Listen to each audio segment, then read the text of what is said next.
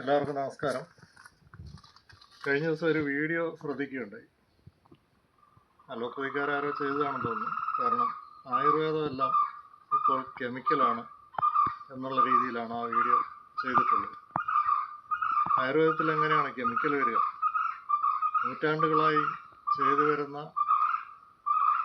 നാടൻ രീതി ഉപയോഗിച്ച് ചെയ്യുന്ന ആയുർവേദത്തിൽ ഒരിക്കലും കെമിക്കൽ വരില്ല. ആയുർവേദത്തിൽ എടുക്കുന്ന ആകെ ഉള്ള ഒരേ ഒരു കെമിക്കൽ വരാൻ സാധ്യതയുള്ള പച്ചമരുന്ന് ഇതാണ് അമൃത്. ഇതിൻ്റെ ഈ മുഴകളിൽ മെർക്കുറിയാണ്. ഇത് മെർക്കുറി എന്ന് പഴയകാല ആചാര്യന്മാർക്ക് അറിയില്ലായിരുന്നു.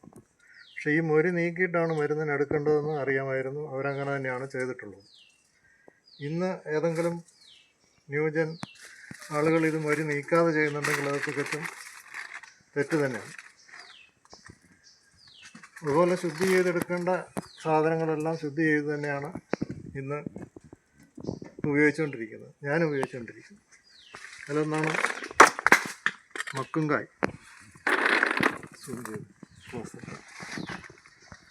സെൻറ് തോമസ് ബീൻ കാട്ടിൽ നിന്നെടുക്കുന്നത്. സെൻറ് തോമസ് ബീൻസ് ലോകത്തിലെ ഏറ്റവും വലിയ ബീൻസ്. ഇതിൻ്റെ ഉള്ളിലെ പൗഡറാണ്. അത് കട്ടുണ്ടാവും. ഇത് പൊട്ടിച്ച് വെള്ളത്തിൽ ഒഴുക്ക് നീരിൽ കെട്ടിയിട്ട് അതിൻ്റെ മക്ക് മാറ്റിയതിന് ശേഷമാണ് നടുവേദനക്കാർക്കെല്ലാം ഔഷധമായിട്ട് ഉപയോഗിക്കുന്നത്, മരുന്നിന് ചേർക്കുന്നത്. പിന്നീട് ഇത് മരമഞ്ഞളുടെ തോല് ഞാൻ തന്നെ കാട്ടിൽ നിന്ന് ചെത്തിയെടുക്കുന്നു. ഇത് ശുദ്ധി ചെയ്യാത്ത രുദ്രാക്ഷം പൊടിച്ചിട്ടാണ് ഉപയോഗിക്കുന്നത്.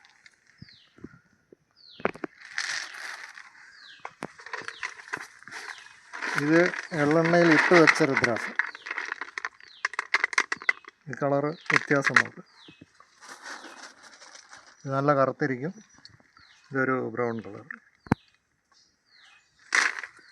ഇത്തരം പിന്നെ വാങ്ങുന്ന തമിഴ്നാട് നാഗർകോവിലിൽ നിന്ന് വാങ്ങിയ വിഴാലരി, നാട്ടിൽ നിന്ന് വാങ്ങിയ വിഴാലരി ഇതിൻ്റെ വ്യത്യാസങ്ങളുണ്ട്. വലിപ്പത്തിലും തൂക്കത്തിലും എല്ലാം വ്യത്യാസമുണ്ട്. കുറേ വേസ്റ്റ് ഉണ്ട്. തമിഴ്നാട്ടിൽ നിന്ന് വാങ്ങുന്നതാണ് കുറേ കൂടെ ക്വാളിറ്റി നല്ലത്. പിന്നെ ഇവിടെ കേരളത്തിൽ കിട്ടാത്ത PSS ആശാൻ്റെ നാഗർകോവിലുള്ള കടയിൽ ഒരു സ്ട്രീറ്റ് മുഴുവൻ അവരുടെ ഉൽപ്പന്നങ്ങളാണ് ആയുർവേദ സംബന്ധമായിട്ടുള്ളത്. അവിടെ നിന്നാണ് വാങ്ങുന്നത്. ഇവിടെ കിട്ടാത്ത എണ്ണകൾ, പുങ്കെണ്ണ, ഇലിപ്പ എണ്ണ, ഇതേപോലെയുള്ള സാധനങ്ങൾ. ഇത് അയർലൻഡിൽ നിന്ന് കൊണ്ടുവന്ന എക്സ്ട്രാ വെർജിൻ ഒലീവ് ഓയിലാണ്. ഇതെല്ലാം നല്ല വിലപിടിപ്പുള്ള എണ്ണകളാണ്. അതുപോലെ വീണ്ടും വലിയ വിലയുള്ള സാധനം താഴെ പോയി. ഒരു വലിയ പീസ് ഉണ്ടായിരുന്നു. ഇവിടെ ചന്ദനം. ഈ ഒരു പീസിന് 5529 രൂപ, 30,000 രൂപ കിലോ വില.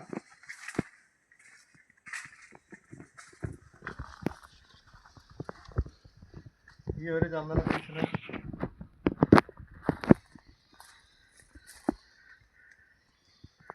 8361 രൂപ. ഇത്രയും ചെറിയൊരു പീസ്. ഖാദിയിൽ നിന്നാണ് വാങ്ങുന്നത്. എല്ലാം ചന്ദനത്തിൻ്റെ പീസുകളാണ്.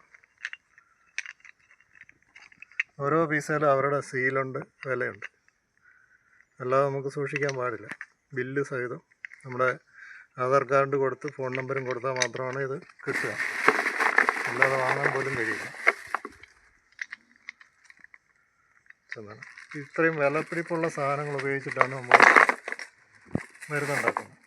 അപ്പോൾ പലരും ചോദിക്കും എന്തുകൊണ്ടാണ് ഇത്രയും വില വരുന്നതെന്ന്. അതുകൊണ്ട് പറയുന്നത് മാത്രം. പിന്നെ മുത്തങ്ങ 2 ദിവസത്തെ പണിയാണ് ഇത്ര ആയത്.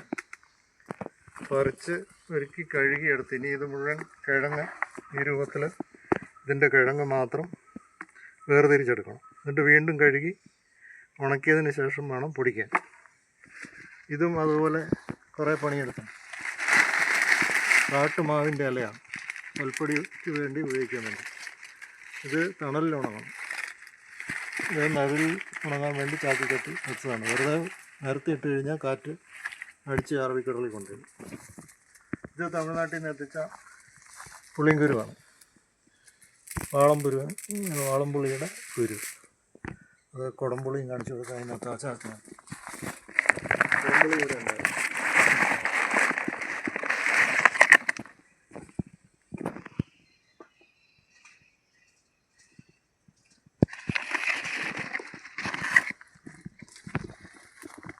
ഇത് അങ്ങോട്ട് ഇറങ്ങട്ടെ.